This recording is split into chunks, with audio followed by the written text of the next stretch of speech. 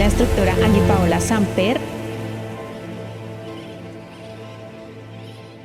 Soy ingeniera ambiental de formación, especialista en educación ambiental. A veces la gente no sabe lo que uno vive, lo que uno sufre. Definitivamente cada quien tiene sus problemas, ¿sí? Un ingeniero ambiental pues está en el marco de las soluciones ambientales. El dolor emocional es físico. Entonces uno no siente que uno se muere. O sea, uno siente que está como roto, ¿sí? Tú pues tienes una gama de posibilidades desde la parte empresarial, desde la parte, por ejemplo, de todo lo que son evaluación de impactos ambientales. Cuando entraba a clase, se me olvidaba todo. Entonces era muy chévere porque era como una terapia. O sea, yo siento que la educación ambiental para mí es un estilo de vida. Bueno, yo soy la instructora Angie Paola Samper. Soy ingeniera ambiental de formación, especialista en educación ambiental y estoy siendo maestrante de la maestría en cuencas hidrográficas con el CATI de Costa Rica. He desarrollado varios cursos o digamos también varias habilidades en temas de aceites esenciales y como específicamente esta línea de cosmética ecológica artesanal y también como que esta línea holística en términos pues de nutrición saludable y pues todo este ejercicio como de calidad de vida, digámoslo, desde la parte ambiental. En mi formación personal se da, digamos que desde la parte de ingeniería ambiental, ¿cierto? Y se liga desde los procesos de educación ambiental durante muchos años. De hecho, cuando yo ni siquiera me había graduado, de hecho hice la pasantía y las prácticas en el acueducto de Bogotá. Entonces, en ese momento, que inclusive estaba el proyecto Páramos en esa época, yo llego precisamente como que en ese momento y duré 4 años en el proyecto Páramos. Entonces, el ejercicio que se venía haciendo era un macro proyecto en donde estaban las líneas de restauración, uso sostenible, también era conservación, pero ligado a las comunidades altoandinas. Entonces, claro, todo el ejercicio con los campesinos, el turismo, entonces había una línea muy grande en términos de educación ambiental porque hay que conectar con estas comunidades para poder hacer los proyectos. Entonces venimos haciendo un trabajo muy bonito y ahí yo estoy a la par haciendo la especialización en educación ambiental. Digamos que los hábitos que tiene uno y cómo este tipo de hábitos le forman no solo a nivel laboral, sino a nivel personal y van moldeando una vida. Entonces digamos que yo venía también del proceso del acueducto de Bogotá. Para mí es como una fortuna haber podido conectar con personas tan maravillosas porque por lo general un ingeniero ambiental pues está en el marco de las soluciones ambientales y tú pues tienes una gama de posibilidades, ¿cierto?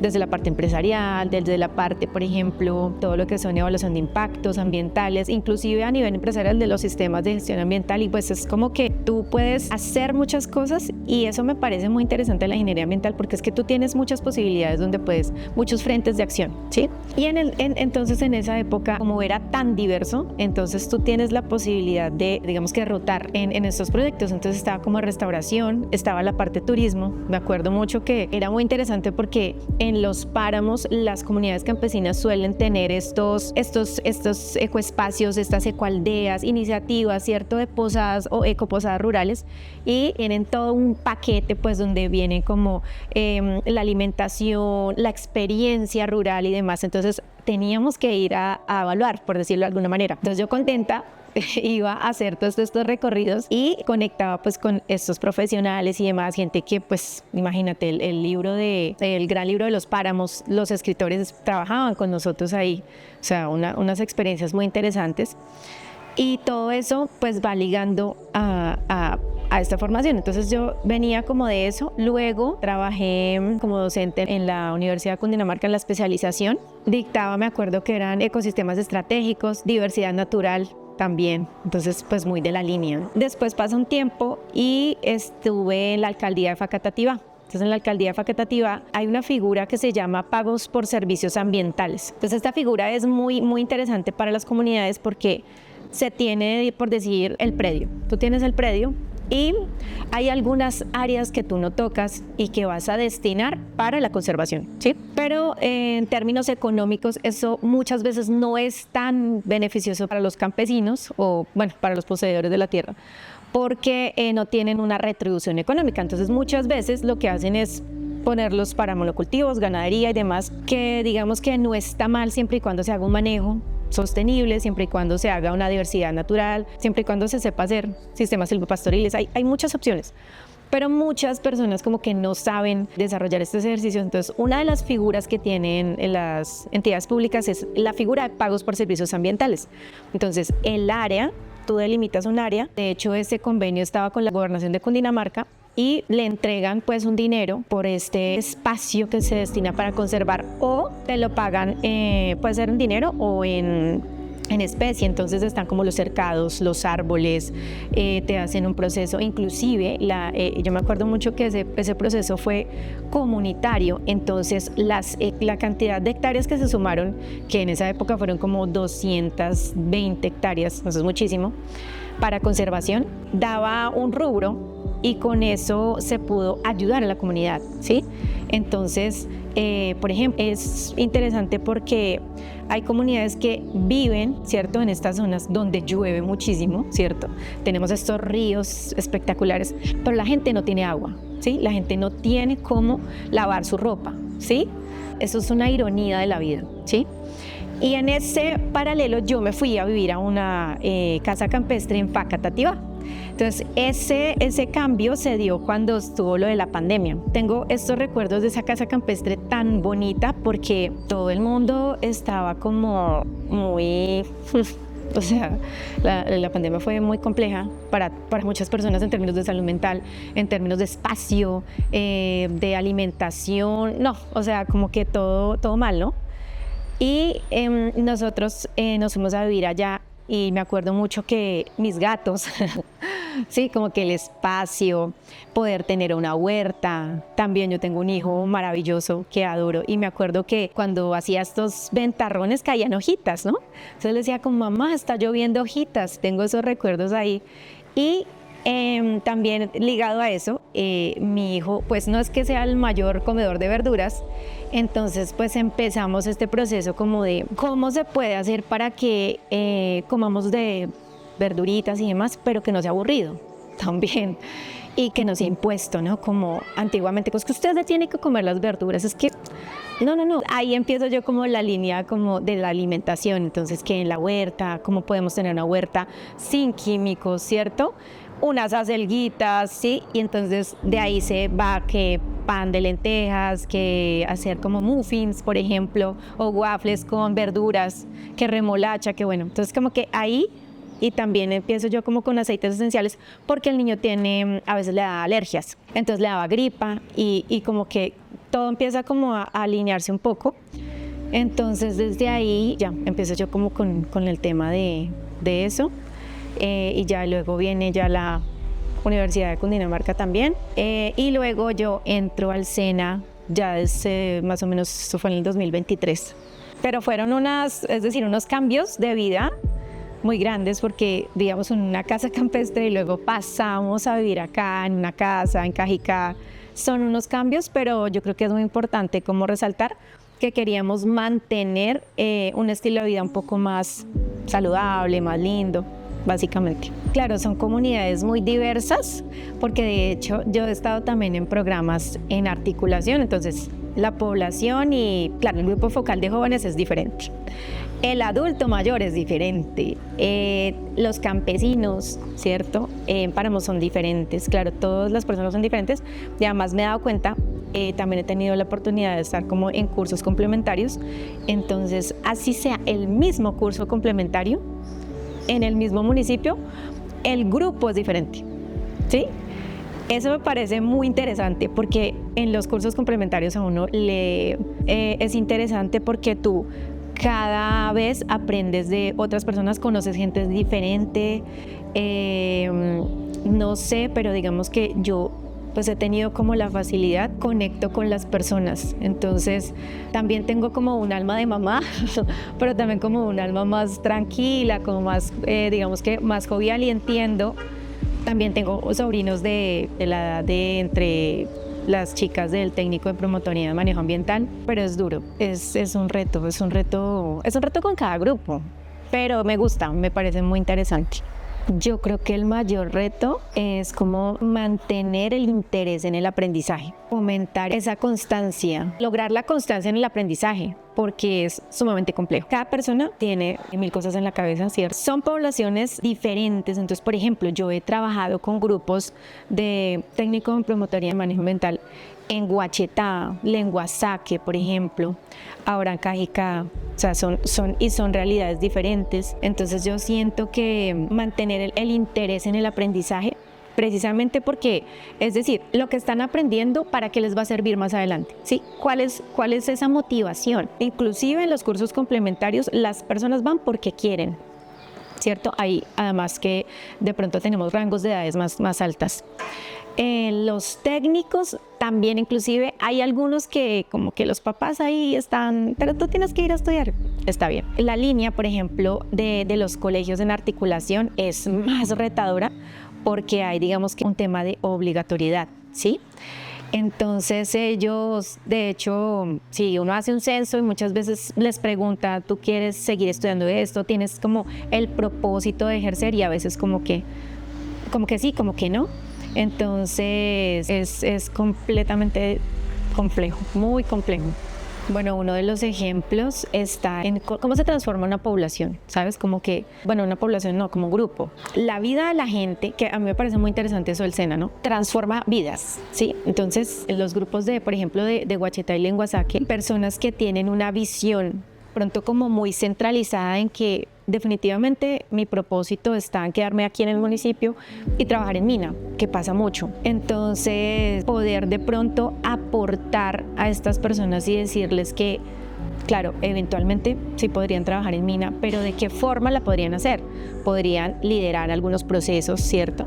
Podrían estar haciendo de pronto como ya un escalafón en términos económicos, ¿sí? Eso es maravilloso. Yo creo que sobre todo en estas comunidades que están un poco alejadas, siento que el SENA, a través de, claro, de toda su estructura académica y demás, pues logra darle la mano a esa gente, decirle, usted tiene otras oportunidades que puede realizar, ¿sí? Yo creo que sobre todo con estas comunidades, eso es lo que ha hecho como la experiencia, lograr cambiar vidas.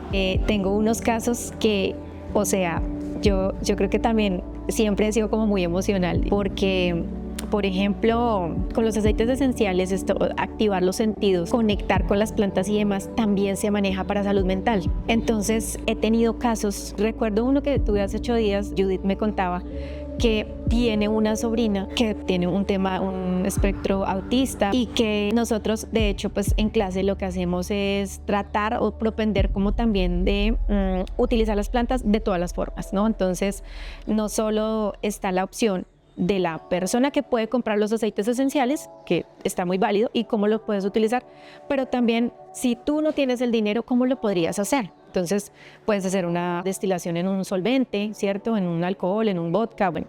O puedes hacerlo mediante un aceite vegetal, por ejemplo. Te vas a demorar un poquito más, ¿sí? Porque mínimo son 40 días, pero tú la logras. Entonces, hay una combinación de plantas que sí se puede hacer y demás. Entonces, nosotros tratamos de hacer cosas muy útiles. Y, por ejemplo, en esos cursos yo trato de mirar y además me gusta preguntarles como, de acuerdo a tus necesidades físicas, en lo que tú necesites en términos de salud, ¿qué te gustaría? Entonces, por ejemplo, la gente dice, no, yo quisiera de pronto un aceite para los dolores articulares. Entonces, bueno, enfocamos para que tú puedas como manejar el tema. O no, para el sueño. Bueno, entonces hicimos uno que es como para calmar. Entonces así le pusimos el nombre como salud mental. Y tiene lavanda, tiene manzanilla y tiene cilantro. Son semillas de cilantro, se hace pues el macerado y demás. Y me contaba Judith cómo le ha ayudado a su sobrinita pues a que pueda dormir, a que tenga como más regulados sus estados de ánimo.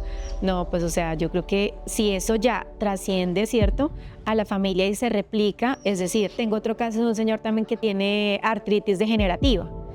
Entonces, claro, sus nudillitos están, y pues decía que no le es tan sencillo como ponerse la ropita, ¿sabes? Cosas así básicas que uno, digamos que uno no valora, porque uno no lo vive, no lo sufre de hecho. Y entonces él empezó a utilizar el aceite lo hicimos con cúrcuma, jengibre, canela, bueno, unas cositas ahí. Y él decía que claro, en las noches él se lo pone y le empieza a calmar. Entonces ha transformado el estilo de vida.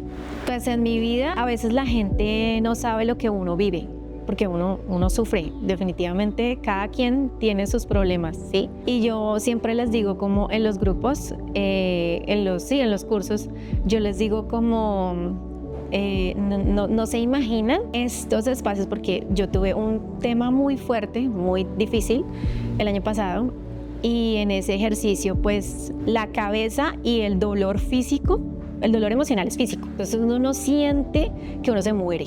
O sea, uno siente que está como roto, ¿sí? Entonces a mí me pasaba mucho que yo cuando entraba a clase se me olvidaba todo. Entonces era muy chévere porque era como una terapia. Entonces yo entraba a la clase y tenía estos lapsos de tiempo, 6 horas o digamos que así fueran 3 seguidas, yo no pensaba en toda la tristeza y demás, como que era muy terapéutico. Y así de a poquitos, entonces claro, cada clase era como una sesión de terapia para poder no pensar. Tanto aprendizaje es que definitivamente los pensamientos son los que a uno, o las creencias, los pensamientos como que lo limitan a uno. Y el hecho de que no tuviera que pensar en esas cosas y demás, pues me salvaba, ¿sabes? Me salvó. Entonces, por eso quiero mucho el SENA, como poder conectar con la gente. Además, por ejemplo, el grupo de adulto mayor, no, pues imagínate, a mí me llevan como fruta, me llevan que ellas preparan tortas o cosas, son muy maternales, ¿no? Entonces les llevan a uno cosas. Inclusive, yo me acuerdo mucho que el año pasado también estuvimos en la escuela de carabineros. Entonces, claro, eran muchachos y son como muy gentiles. Profe, le traje esta gaseosa, profe, no sé qué, ¿sí? Entonces uno como que decía ese cariño que puede ser muy genuino o no, ¿sí? Pero creo que la vida me enseñó a recibir cariño de muchas personas y eso me salvó. Estoy muy contenta por eso. Primero que todo es como una responsabilidad muy grande porque me parece muy triste.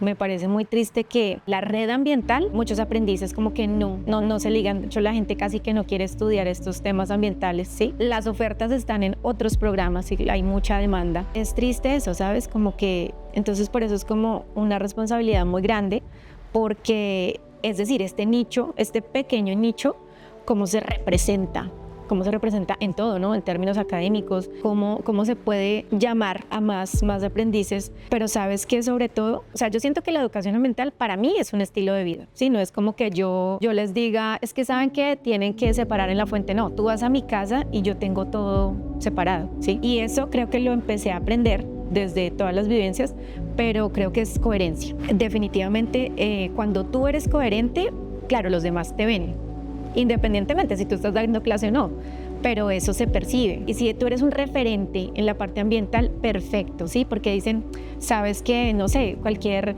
proyecto, cualquier programa, en términos así sea comunitarios o a nivel de empresa, lo que sea, pero como tú eres un referente, claro, te van a vincular. Entonces, en términos ambientales, para mí es súper importante que uno pueda ser ejemplo. Entonces, clave. La idea es que más personas se puedan sumar, ¿cierto? Que pudiéramos como replicar mucho más en los colegios, bueno, con muchos jóvenes, porque eso es lo que pasa, que hay otros intereses. Ahorita todo es comprar en páginas, que no voy a decir, y no hay como empatía ni por la naturaleza ni por otros humanos.